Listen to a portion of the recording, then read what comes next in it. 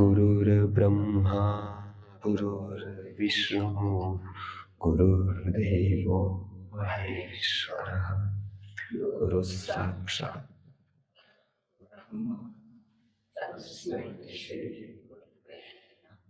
अधिभूतं क्षरो भावः अधिभूतं क्षरो भावः पुरुषश्चाधिदैवतम् पुरुषश्चाधिदैवतम् अधियज्ञोऽहमेवात्र अधियज्ञोऽहमेवात्र देहे देहभृतां वर देहे देहभृतां वर। આ અધ્યાયની શરૂઆતમાં 6 પ્રશ્નો પૂછેલા. પહેલો પ્રશ્ન હતો કિમ બ્રહ્મ, પછીનો પ્રશ્ન હતો કિમ અધ્યાત્મ, પછી હતો કે કિમ કર્મ, એટલે કે બ્રહ્મ શું છે, અધ્યાત્મ શું છે, કર્મ શું છે. એટલે એના જવાબમાં એવું કીધું કે અક્ષરમ બ્રહ્મ પરમમ, જે નાશ ન થાય એવી કોઈ એક શક્તિ છે, એ રહે છે નાશવંત પદાર્થોમાં, પણ છે અનાશવંત, એટલે કે નાશવંત નથી. તો એ બ્રહ્મ છે, જેને ઉપનિષદો બ્રહ્મ કહે છે. એટલે એ બ્રહ્મની વાત કરી. પછી એવું કીધું કે એના સુધી પહોંચવાનો કયો માર્ગ છે, તો એનું નામ એવું કીધું કે અધ્યાત્મ છે. પછી તો કે વ્યવસ્થા, અહીંયા કરન્સી શું છે, ચાલે છે શેનાથી, તો કે ભૂતોનો જે ઉદ્ભવ કરનારો જે ત્યાગ છે એ કરન્સી છે એની, એટલે કે એ કર્મ છે. હવે એમાં એવું કીધું કે ભૂતનો એટલે કે બધા પદાર્થોનો જે ઉદ્ભવ કરે છે એવું જે તત્વ ત્યાગ રૂપ એ કર્મ છે. તો ભૂતો જે ઉત્પન્ન થાય છે એ શું છે, એટલે એને કીધું કે એ અધિભૂત શું છે કે ક્ષરો ભાવ, એટલે કે જેટલા પણ ઉત્પન્ન અને વિનાશ થાય છે પદાર્થ, એ બધાને અધિભૂત કીધું છે. આમ જોઈએ તો વ્યક્તિ છે એ સ્થૂળ આકાર જોતો હોય, પણ એના પાર્ટિકલ્સ એને ન ખબર હોય. જેમ કે ઘડો આપણને દેખાય,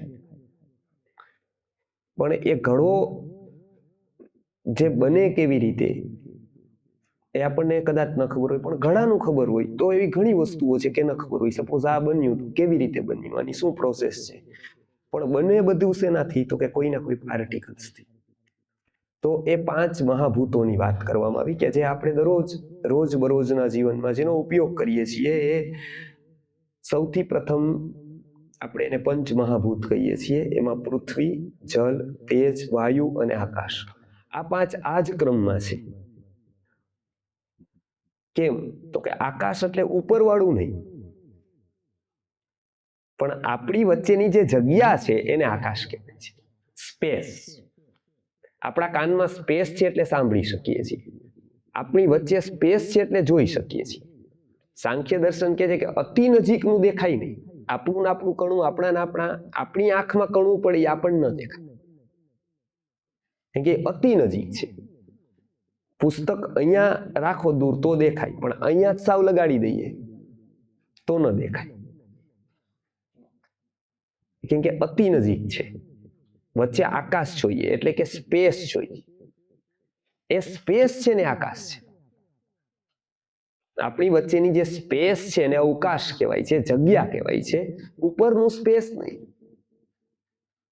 પણ આ સ્પેસ છે એ આકાશ.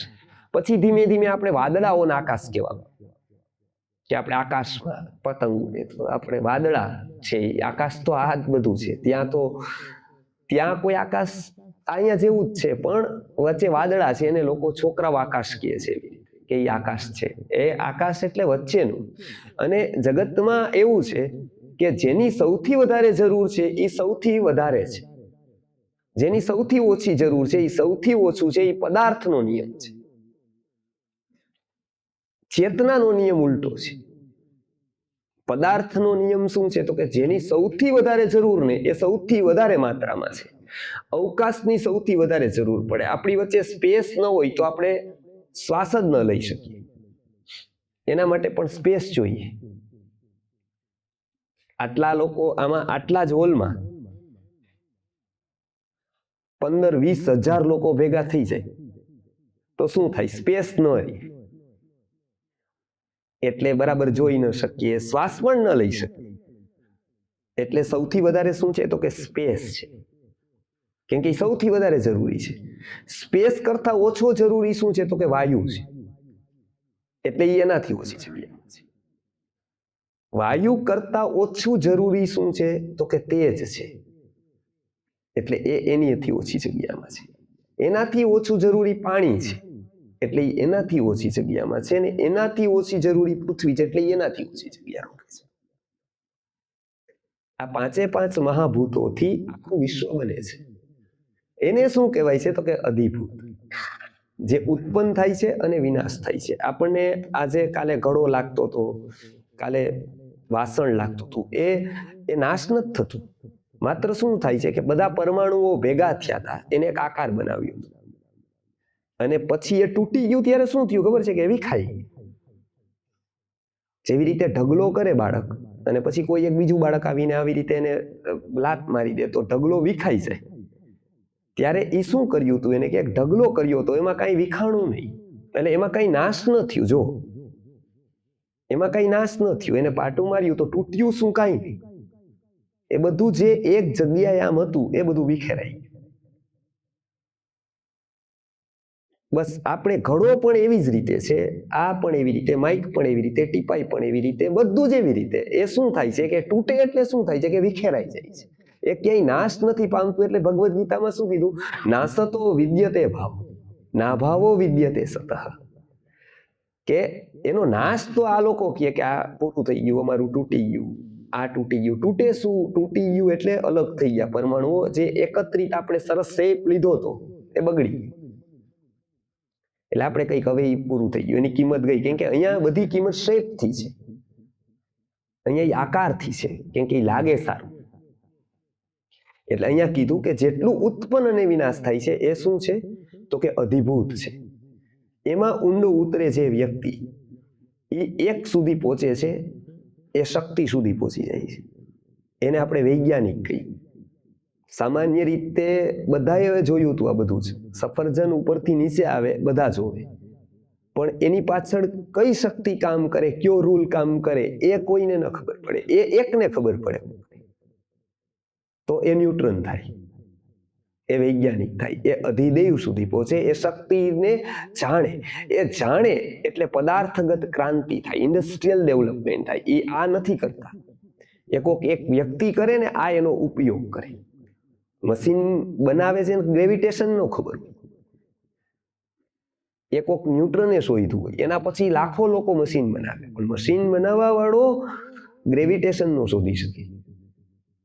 એ કોક એકાદો લાખોમાં જાય છે. અધિદેવ એટલે કે પાછળની શક્તિ સુધી જાય. કેમ કે સામાન્ય વ્યક્તિને ખબર નથી કે એની પાછળ એક શક્તિ પણ છે. એને ખબર છે કે આ ખાલી ઘડો જ છે, પદાર્થ છે, પણ એની પાછળ એક શક્તિ છે. પદાર્થમાં પણ એક શક્તિ છે. એટલે પેલી વસ્તુ કીધી, જે ઉત્પન્ન વિનાશ જેટલું થાય છે એ શું છે બધું? તો કે એ બધું અધિભૂત છે. પછી તો કે એને ઉત્પન્ન કરવા વાળી એક શક્તિ છે. એમાં 2-3 શક્તિના નામ આપવામાં આવ્યા છે. આપણે એવું કહેવાય છે કે બ્રહ્મા છે, બરાબર, પછી કે વિષ્ણુ છે, પછી કે શિવ મહેશ છે. તો એ શેનાથી નામ હતા? તો કે એ શક્તિથી નામ હતા. પછી ચિત્રો અલગ અલગ આવી ગયા, કેમ કે સમજાઈ જાય. પણ એવું કોઈ એવું ચિત્ર નથી એનું, કેમ કે એ તો હતો ફોટો કોને પાડ્યો હોય, ત્યારે તો ફોટો જ નહોતો. પણ એવું કોકે કીધું કે આવો ફોટો હોય, કેમ કે આપણને સરસ આકાર સારો લાગે. એટલે હ્યુમનને જેવો આકાર સારો લાગ્યો, બરાબર. તો હ્યુમનને જેવો આકાર સારો લાગ્યો કે જ્યાં એટ્રેક્શન થાય, તો એવો આકાર એને લીધો. એમ તો કોઈ આકાર જ નથી, એને બ્રહ્મને કોઈ આકાર નથી, પણ એનો આકાર કેવો, તો કે હ્યુમનને એ સમયે જેવો લાગ્યો એવો ઋષિ મુનિઓને આપ્યો, કેમ કે એનું એટ્રેક્શન ત્યાં કરી અને ચેતના સુધી પહોંચાડ્યું. તો કેવો આકાર એને સારો લાગે, તો કે પેલા પુરુષનું સૌંદર્ય હતું, એ સૌંદર્ય હતું, એ એટ્રેક્શન થાય એવું કે સુંદર ચહેરો હોય એટલે ભગવાનનો સુંદર ચહેરો બનાવ્યો. ઋષિ મુનિને બધાને દાઢી ફોટા આવે છે એટલે, પણ ભગવાનને કઈ દાઢી નહીં, ભગવાન બધા ક્લીન છે. ઋષિ મુનિના ફોટા જોવો, ચરકના જોવો, સુશ્રુતના જોવો, પતંજલિના, બધા દાઢી વાળા, અને એ પાછી સફેદ દાઢી, કાળી નહીં. જો અત્યારના યુવાનો કાળી દાઢી. પેલા પણ ક્રિકેટરો બધા દાઢી વગરના હતા, તો બધા જ લોકો એના ફોલોવર યંગસ્ટર્સ છે એ બધા ક્લીન સેવ રાખતા ડેઈલી. એક દિવસ પણ વધી ગઈ હોય તો એને અનકમ્ફર્ટ થતું. અત્યારે વધારવા માટેના ક્રીમો તેલ લગાડે છે કે કોઈ ક્રિકેટર રાખવા માંડ્યા, પછી એક્ટરો રાખવા માંડ્યા, એટલે યંગસ્ટર્સ રાખવા માંડ્યા. એને પોતાનું કઈ છે જ નહીં. પણ એમાં કેવી રીતે એવું થયું, તો કે પહેલી વાર એવી કોઈ કલ્પના થઈ શક્તિની, એની અનુભૂતિ થઈ નહીં. એટલે પેલું એવું લાગ્યું કે કોઈ ઉત્પન્ન કરવા વાળી કોઈ શક્તિ છે. તો એને શું નામ આપવામાં આવ્યું? બ્રહ્મા.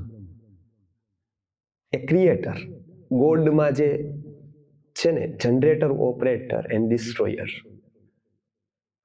તો આ પેલી વાત કીધી કે બ્રહ્મા છે, એ કોઈ શક્તિ છે, એવું કોઈ વ્યક્તિ નથી.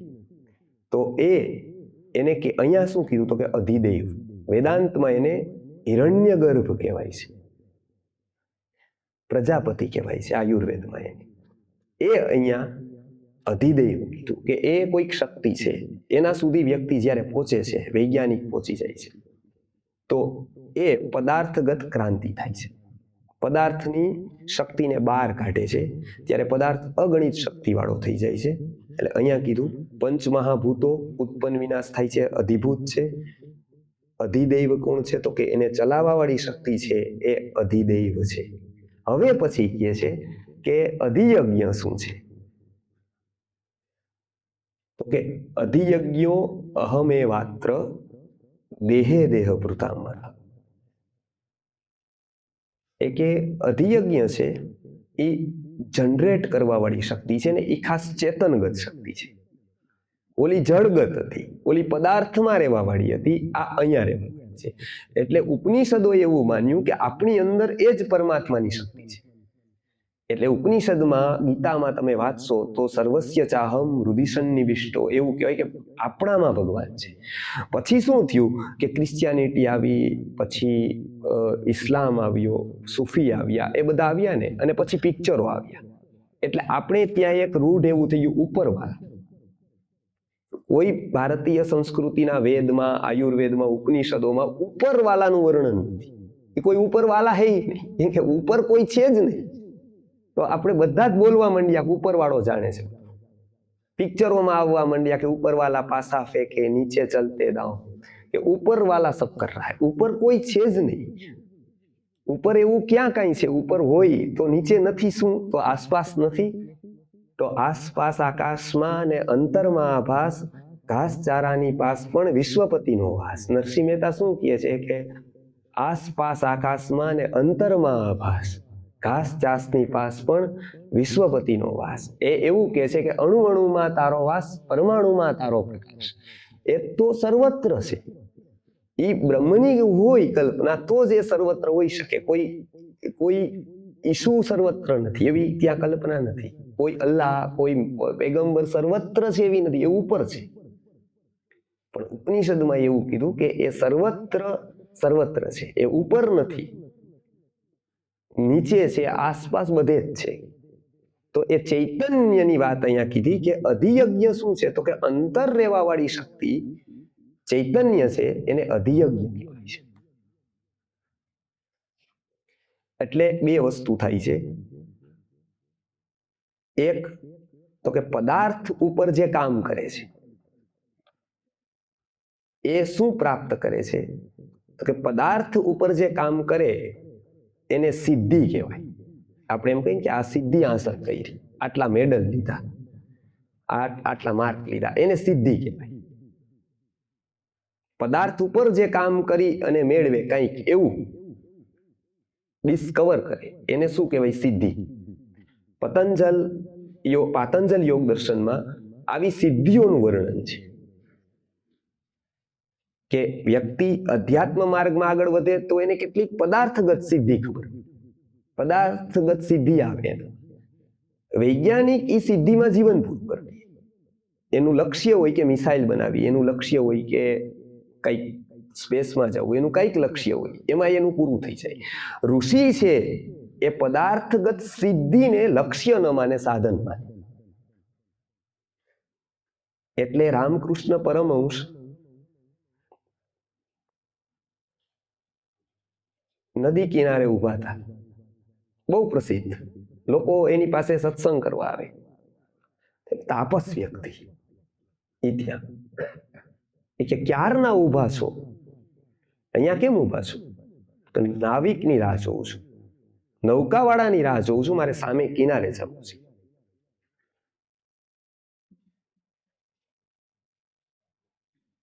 એટલે આને કીધું કે તમે આટલું બધું જાણો છો, તમને આટલું અધ્યાત્મનું ગહન જ્ઞાન, અને તમારે નદીની પાર જવા માટે એક સામાન્ય નાવિકની જરૂર પડે. એટલે એને થયું કે આ શું કામનું? એટલે ઓલા એમને ઉભા રહ્યા અને ઓને તાપસ છે, તપસ્વી છે, સિદ્ધ છે, એને નદી ઉપર ચાલવાનું શરૂ કર્યું. પાણી ઉપર ચાલ્યું. પાણી ઉપર ચાલીને સામે કાંઠે જ્યાં પહોંચ્યો 10-15 મિનિટ થઈ હશે, ત્યાં બેઠો. ત્યાં રામકૃષ્ણ પરમહંસ હોડીમાં પહોંચી ગયા. હોડીવાળો આવી ગયો, હોડીમાં લઈ ગયો. એટલે હવે વિજયનો ભાવ થાય વ્યક્તિને. હંમેશા આપણને શું હોય કે હરેક વ્યક્તિનું એક નક્કી વિશ્વ હોય. આપણું વિશ્વ કેટલું કે આપણા લગ્નમાં કે આપણા પ્રસંગોમાં કે કોઈક જેટલાને આપણે આમંત્રણ આપતા હોય, ખાસ કરીને બરાબર, એની આસપાસ આપણી ચેતના હોય. પેલા આપણે એ વિચારતા હોય કે એને શું લાગશે, અને કેટલાક લોકોનું જીવન એને કંઈક બતાવવામાં જ પૂરું થઈ જતું. એ વિજયનો ભાવ હોય કે બધાય સગાવાલા કરતા હું આગળ નીકળ્યો, અમારા આખા સમાજમાં મારું નામ થઈ ગયું. આ જ એની સફળતા હોય, આ જ એ જ વસ્તુ હોય, બરાબર. એટલે કે નામ આવવું જોઈએ મારું કંઈક, તો મારું જીવન સફળ છે. બાકી એ કઈ ન ગણે તો આપણું જીવન સફળ નથી, બરાબર. એમાં હરેકનું એક વર્તુળ હોય. એટલે એ એક વર્તુળ હોય. કોઈનું પાણીમાં કેમ કોઈ પથ્થર પડે તો એક મોટું તરંગ થાય, પછી એનાથી મોટું થાય, પછી એનાથી મોટું થાય. એમ વ્યક્તિઓનું પણ ધીમે ધીમે સેટ થતા જાય, એમ તરંગ વધતા જાય. તો એવી રીતે એનું વર્તુળ વધતું જાય. એ વર્તુળમાં એવું કોઈનું નાનું, કોઈનું મોટું પણ હોય અંતે એવું. એટલે ત્યાં એને વિજયનો ભાવ થયો કે રામકૃષ્ણ પરમહંસ ભલે અધ્યાત્મની ગમે તેટલી વાત કરે, પણ નદી ઉપર તો ન જ ચાલી શકે જે હું ચાલી શકું. એટલે રામકૃષ્ણ પરમહંસ સમજી ગયા કે આને વિજયનો ભાવ છે. એટલે એને પૂછ્યું કે કેટલીક તપશ્ચર્યા કરી. એટલે પેલા એ કીધું કે જેવું તેવું નથી, 12 વર્ષ. કે માત્ર આના માટે જ 12 વર્ષ તપસ્યા? તો કે હા, 12 વર્ષ તપશ્ચર્યા કરીને ત્યારે હું પાણી ઉપર ચાલવાની સિદ્ધિ પ્રાપ્ત કરી શકી. આ જેવી તેવી વાત નથી. એટલે રામકૃષ્ણ એ કીધું કે હું લગભગ ઘણા ટાઈમથી અહીંયા આવું છું, દર મહિને એકાદ વાર નૌકા મળી જાય છે. હું અહીંયા એ સમયની ચલણ એટલે 5 પૈસા હતા કંઈક, કે હું અહીં 5 પૈસામાં પહોંચી. તો જે 5 પૈસામાં કામ થઈ શકતું હતું એના માટે તે 12 વર્ષ ગુમાવી દીધા. આજે 5 પૈસામાં જ થઈ જતું હતું આ કામ, એના માટે તે 12 વર્ષ નાખી દીધા. આને પહેલી વાર એવો જવાબ. બાકી તો શું છે, સીધા દંડવત કરી દેલો. આ પહેલો એવો વ્યક્તિ મળ્યો કે એને એની નિષ્ફળતા ફીલ કરાવી. બાકી આપણે હમણાં અહીંથી કોક નીકળે ને પાણીમાં હાલે એટલે લગભગ પોણું રાજકોટ તો દંડવત કરી દે, લગભગ વધારે 90% કણાઈ સંતોય કરે. 1.5-2 લાખ લોકો નથી જતા ચિઠ્ઠીમાંથી કોઈ કઈ કાઢે ચમત્કાર. નો રામે કર્યું, કૃષ્ણએ એવું કર્યું.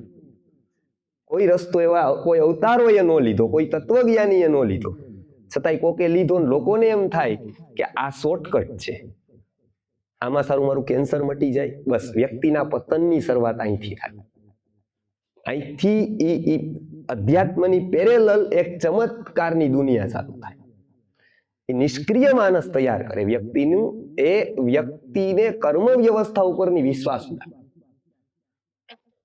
અહીંયાથી એ થાય કેમ કે પછી વ્યક્તિની કમર મજબૂત, પછી એને કોઈ પણ ઝુકાવી શકે.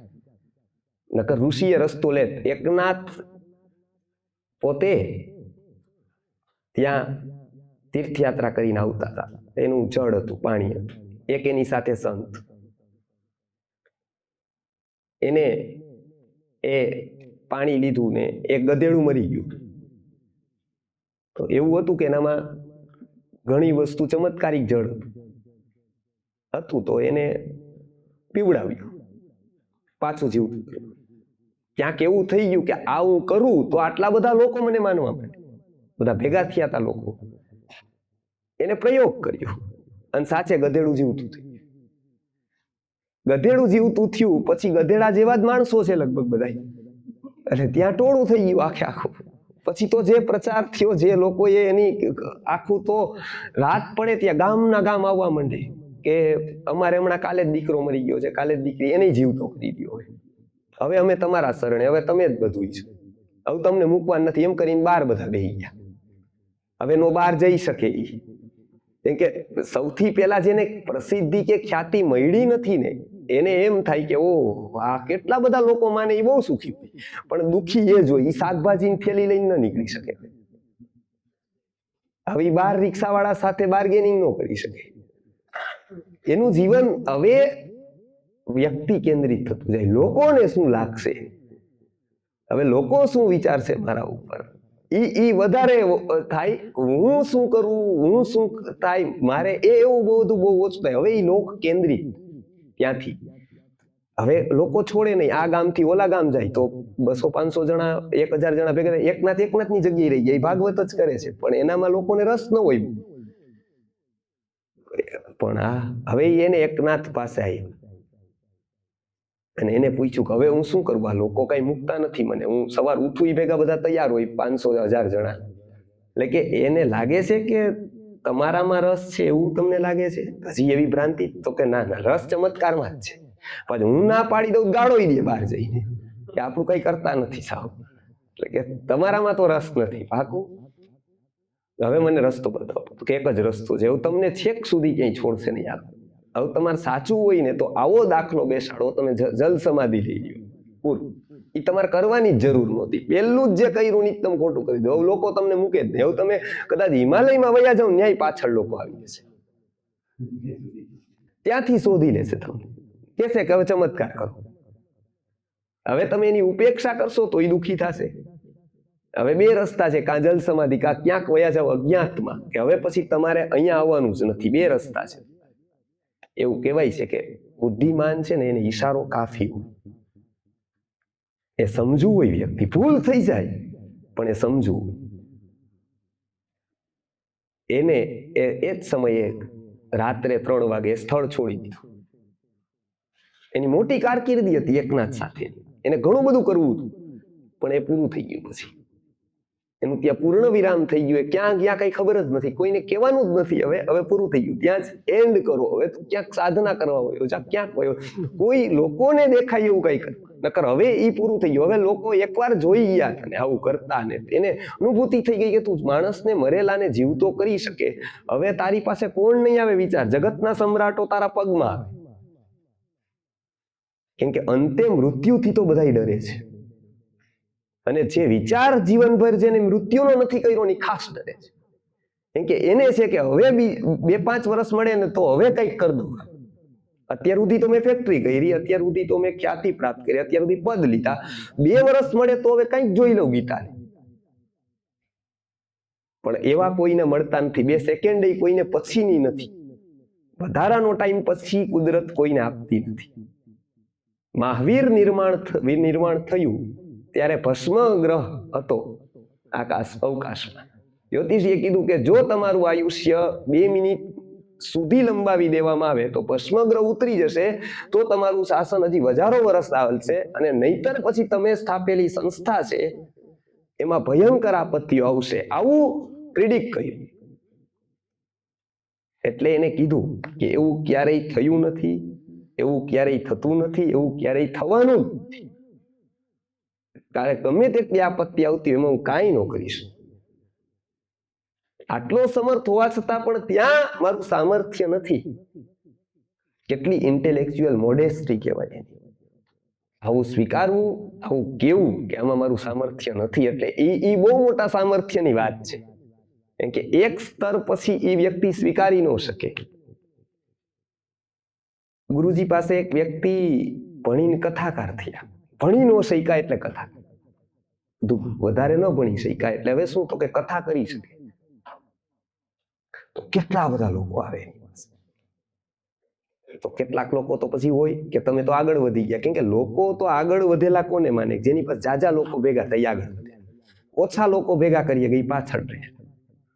એટલે કે એને કીધું કે તમે ખૂબ આગળ વધી ગયા, તમારી પાસે 500,000 જણા હોય, એટલે આનું પણ એવું સામર્થ્ય કહી શકે મોઢે. એટલે એને કીધું કે શું કંઈક આગળ વધ્યો હોઈશ, પણ એમનું તો હું ચરણની ધૂળ બરાબર નથી. ની જેદી થઈ જઈશ ને તેદી હું મારી સાચી સફળતા માનીશ. મને એવું લાગશે કે એના અંશ માત્ર હું થઈ ગયો તેદી તો હું બહુ મોટો ભાગ્યશાળી સમજીશ.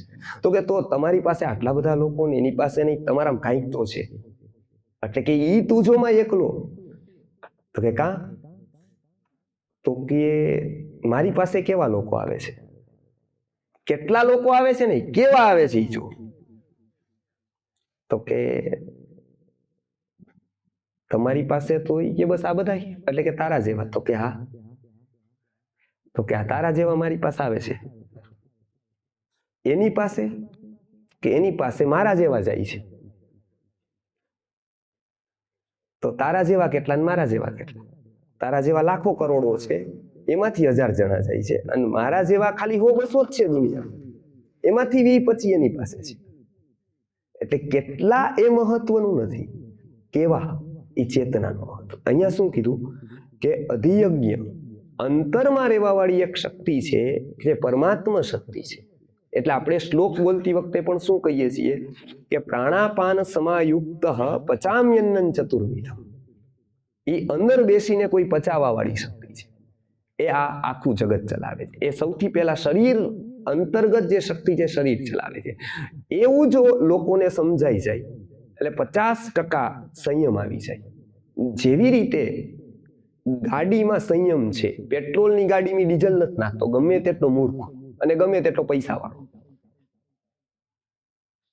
ગમે મૂર્ખમાં મૂર્ખ ડ્રાઈવર છે હોય, એ પેટ્રોલની ગાડીમાં ડીઝલ ન નાખો, ગમે તેટલો ધનવાન છે જેની પાસે કઈ તોટો જ નથી, એક ગાડી ખરાબ થઈ ગઈ, એ પણ પેટ્રોલની ગાડીમાં ડીઝલ નથી.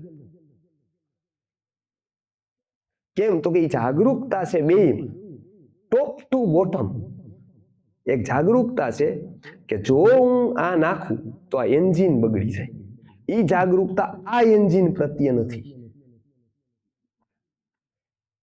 આ એન્જિન પ્રત્યેની જાગૃતતા નથી, ગમે તે નાખે છે, ગમે ત્યારે નાખે છે. એમ તો કે એ શક્તિની એને અનુભૂતિ જ નથી. એ શક્તિ એને ખબર જ નથી પડી, અને આવું જીવશે તો એને જીવનભર ખબર નથી પડવાની. એને કહ્યું કે જ્યાં એવો માહોલ જ ન બને કે વ્યક્તિને કોઈ એવી યાદ આવે, વ્યક્તિને કઈ એવું. એટલે પહેલાના કાળમાં લોકો નાનપણમાં ગુજરાતી મીડિયમમાં એક બહુ મોટું પ્લસ પોઈન્ટ, કદાચ એના માઇનસ હશે, પણ એક બહુ મોટો પ્લસ હતો. એ પ્લસ એવો હતો કે એનામાં કવિતાઓથી સંવેદના વિકસિત થતી હતી. એટલે જોજો, જે લોકો ગુજરાતી ભાષાને ખાસ કરીને ગુજરાતી માધ્યમમાં ભણીને આવે છે, એને તમે કવિતા ગાઓ તો એને રડવું આવી જાય. પણ એની કવિતા તમે ઇંગ્લિશ મીડિયમમાં ભણેલા વ્યક્તિઓની સામે ગાવ તો એને કાંઈ ન થાય. એનો મતલબ એવો નથી કે એ આગળ વધી ગયા છે. એનો મતલબ એવો છે કે એના મેં સંવેદના ખોઈ દીધી છે. એવો વ્યક્તિ કે હું કોઈનાથી પ્રભાવિત ન થયો, કેટલા જણા મેં જોયા. કેમ કે હું ઓલા મારે હતા એ મિત્રો પ્રભાવિત થાય, હું કોઈના, તો એને કોઈ કાંદો નથી કાઢી, તો એ જળ થઈ ગયો છે. એ કોઈ સફળ વ્યક્તિ નથી. સાચો વ્યક્તિ એ કહેવાય કે સારી વસ્તુ જોવે એનાથી પ્રભાવિત થયા વગર રહે, એમ કે એને ખબર છે હીરાની કિંમત છે ને જોહરી કરી શકે. બધાયનું કામ નથી. મજૂર તો એમ કે આ ગાંડો છે, આના 5 કરોડ દેવાય, પણ એને ખબર છે કે આ 5 કરોડ છે ને એ ખર્ચ નથી, ઇન્વેસ્ટમેન્ટ છે. કાલાના 6.5 કરોડ થશે એટલે જ ત્યાં છે ને એટલે જ ઓલો અહીંયા છે. બેમાં ફરક એ જ છે. ઓલો ઓળખી જ નથી શકતો કાંઈ, કેમ કે એને સારું જોવાની ટેવ પાડેલી જ નથી, કોઈ સારું શીખવાની વૃત્તિ જ ડેવલપ નથી થઈ એના, એટલે સંવેદના વિકસિત થતી હતી. એટલે એમાં કવિતાઓમાં પણ વારંવાર તમે જોશો કે વારંવાર ઈશ્વર ક્યાં બેઠો હશે, શું કરતો હશે. કવિ કાગનું જોવો તો ધરતી તણો પીંડો કર્યો તો ધૂળ લાવતો ક્યાંથી હશે, ને ચકચાક ફેરવનારી કુંભાર બેઠો ક્યાં હશે. એ એક જિજ્ઞાસા, એક રહસ્ય જન્માવતું વ્યક્તિને કે આવું ક્યાં હશે, આવું શું હશે, એવી કવિતાઓ. એના સબકોન્શિયસમાં કાંઈક હતું કે કાંઈક એવું છે, એવું ખબર નથી પડતી, મને અનુભૂતિ નથી, પણ એવું કંઈક છે. એ અનુભૂતિ એને જાગૃતતા લાવતી, એને ઘણા પાપથી બચાવતી. એ જાગૃતતા એની સંવેદનાનો વિસ્તાર કરતી. એટલે એ સંવેદના છે એ મનુષ્યના ચેતના સુધી જતી. એટલે એ કોકના દુઃખ જોઈ એના આંખમાં આંસુ આવતા. આજે એવું નથી થતું. એનું કારણ આજે સંવેદના ખોઈ નાખી. એટલે અહીંયા પેલા કહે છે કે અધિયજ્ઞ શું છે, તો કે પરમાત્મા શક્તિ જે અંતર્ગત છે એને અધિયજ્ઞ કહેવામાં આવે છે. એ કેવી રીતે પ્રાપ્ત થાય, તો એક પેલી વસ્તુ કીધી કે જે પદાર્થ ઉપરની જે સફળતા છે એને સિદ્ધિ કહેવાય છે. શક્તિ ઉપરની જે સફળતા છે એને પ્રસિદ્ધિ કહેવાય છે. અને અધ્યાત્મ ઉપરની જે સફળતા છે ને એને સંસિદ્ધિ કહેવાય છે. એટલે ભગવદ્ ગીતામાં અર્જુનમાં કીધું કે તત્રતમ બુદ્ધિ સંયોગમ લભતે પૂર્વદેહિકમ યતતે ચ તતો ભૂય સંસિદ્ધો કુરુન. કે પૂર્વ અભ્યાસથી બુદ્ધિ લઈને કોઈ વ્યક્તિ આવે તો એ પછી શું કરે, તો કે યતતે ચ તતો ભૂય સંસિદ્ધો, સંસિદ્ધિમાં જ પ્રયત્નરત રહે. પ્રસિદ્ધિમાં કે સિદ્ધિમાં નહીં, પણ સંસિદ્ધિમાં પ્રયત્ન. એટલે અહીંયા કીધું કે પરમાત્મગત શક્તિ જે અંદર છે એની જાગૃતિ આવતા જ જે આપણો ગાડીની સાથેનો વ્યવહાર છે એ શરીર સાથેનો શરૂ થાય સૌ પ્રથમ. પછી ધીમે ધીમે વ્યક્તિની જાગૃતતા વધે. જેટલી એની જાગૃતતા વધે એટલો વ્યક્તિ સંવેદનશીલ બને. સૃષ્ટિ પ્રત્યે, વ્યક્તિ પ્રત્યે, બધા પ્રત્યે સંવેદનશીલ બને. સંવેદનશીલ બની જાય ત્યારે એ સાચો મનુષ્ય છે, જે સંવેદનશીલ છે. એટલે અહીંયા કીધું અધિયજ્ઞ છે એ અંતર્ગત પરમાત્મા શક્તિ કે જે ચેતનમાં રહેલી છે એ દેહે દેહ ભૃતામ, એ દેહગત એટલે કે શરીરગત છે. એ શરીરગત શક્તિ શેમાં છે, તો કે દેહ ભૃતામ, જેટલા પણ દેહધારીઓ છે એમાં. એટલે કે એક જ ચેતન સર્વત્ર છે એવી અહીંયા ભાવના છે. એટલે જ અહીંયા અહિંસાની ભાવનાનો વિકાસ થયો કે ભાઈ એક મારું જીવન છે એ કોઈના મૃત્યુ પર આધારિત ન હોવું જોઈએ. હું જીવતો રહું અને કોઈનું મૃત્યુ થઈ જાય, કે કોઈને મારીને મારે જીવવું પડે, એટલે ગિલ્ટી કોન્શિયન્સ ઉભો કર્યો હતો કે કોઈ એવું થાય પણ છે તો એની ગિલ્ટી રૂપે એ કંઈક ને કંઈક એને એવું કરવાનું કે એનાથી શું થાય કે એનાથી એને નવું જીવન મળી જાય, કાં તો એના જીવન બચી જાય. તો અહીંયા કીધું કે આજે દેહ માત્રમાં, શરીર માત્રમાં એક ચૈતન્ય શક્તિ છે, એને અધિયજ્ઞ કહેવાય છે. તો આ શ્લોકમાં 3 વાત જોઈ. અધિભૂતમ ક્ષરોભાવ, ઉત્પન્ન અને વિનાશ થાય છે એવા ભૌતિક બધા પદાર્થો, એ બધા પદાર્થોને અધિભૂત કહેવાય છે. એ ભૌતિક પદાર્થોને ઉત્પન્ન કરવા વાળી શક્તિ એને અધિદૈવ કહેવાય છે. અને ચેતનમાં રહેવા વાળી એક શક્તિ, જેનાથી ચેતન ચાલે છે, જડ નહીં પણ ચેતન, એને અધિયજ્ઞ કહેવાય છે. તો આ 3 શક્તિની વાત કરી. ક્યાં છે અંદર, તો કે એ અંદર છે દેહભૃતામ. પ્રત્યેક મનુષ્યના શરીરમાં, ભૂતોના શરીરમાં, પ્રાણી, પશુ, વનસ્પતિના શરીરમાં છે. એટલે પેલો કન્સેપ્ટ આપણે વનસ્પતિમાં જીવ છે એ વેદોમાં આપ્યો. જગદીશચંદ્ર બોઝે તેને પ્રયોગ કરીને સિદ્ધ કર્યું. એને શોધ નથી કરી, એવું એને પહેલી વાર કીધું એવું નથી, એવું તો કહેવાય ગયું તું, એને માત્ર સાયન્ટિફિકલી પ્રૂવ કર્યું. એટલે અહીંયા આ ચેતનાના વિસ્તારની વાત છે એ આ શ્લોકમાં કરી. 3 વસ્તુ, 3 પહેલા જોઈ લીધું હતું, એમાં બ્રહ્મ શું છે, અધ્યાત્મ શું છે અને કર્મ શું છે. હવે પછી બીજી 3 વસ્તુ જોઈ, અધિભૂત શું છે, પછી તો કે અધિદૈવ શું છે અને અધિયજ્ઞ શું છે. એટલે પદાર્થો પાછળની શક્તિ, ચેતન પાછળની શક્તિ. તો આ 3 વાત અહીંયા જોઈ. હવે આગળના શ્લોકમાં જણાવશે કે આનો સાર શું, અંતે આખું જીવન મળ્યું, આટલું બધું જગત ચાલે છે, અંતે સાર શું. એ વ્યક્તિના હંમેશા મનમાં પ્રશ્ન થાય છે આવો કે આ બધો ક્યાંક શૂન્યતણો તો સરવાળો નથી ને, આ બધું જ કદાચ સાવ આમનામ જ અંતે જોઈ તો બધું કદાચ એકનું એક સરખી જ સ્ક્રિપ્ટ નથી ચાલતી, કે એકનું એક જ આપણે જોઈએ તો ડેઈલી કદાચ એક જ વાત રિપીટેડ નથી ને, એક રિપીટેશન નથી થતું ને, તો એ અંતિમમાં એ કહે છે કે અંતે એનો સાર શું. જેવી રીતે દૂધનો સાર શું છે, તો કે દૂધનો સાર કે માખણ અથવા તો ઘી છે, એ દૂધના સાર રૂપે છે. એ એક પ્રોસેસ થતી જાય તો ઘી રૂપે થાય, એ અંતિમ સ્થિતિ છે.